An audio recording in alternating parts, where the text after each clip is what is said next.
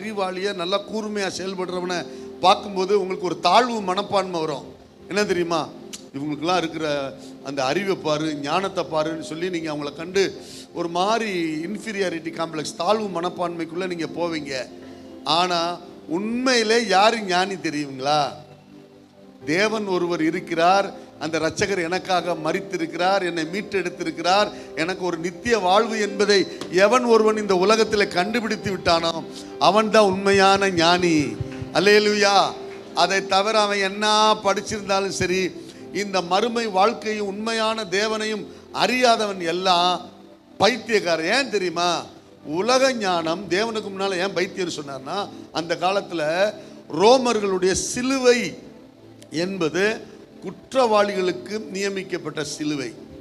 அந்த நாட்களில் போய் சொன்னா, ஐயா சிலுவையில் மரித்த ஒருவர் உன்னுடைய வாழ்க்கையை விடுதலை செய்கிறாருன்னு சொன்னா, அட பைத்தியக்கார பயல்களா, நாங்கள் இருக்கிறதுல மோசமானவனை தானே அந்த சிலுவையில் அறைவோம்.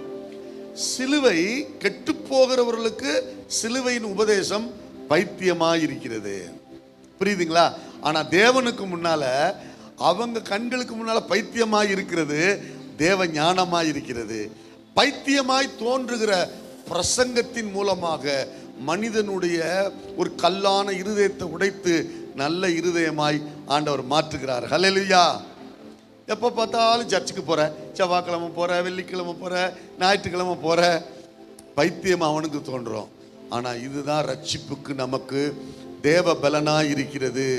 தங்களை ஞானி என்று சொல்லியும் பைத்தியக்காரராயிட்டார். இவ்வுலகத்தின் ஞானத்தை தேவன் பைத்தியமாக்கினார்.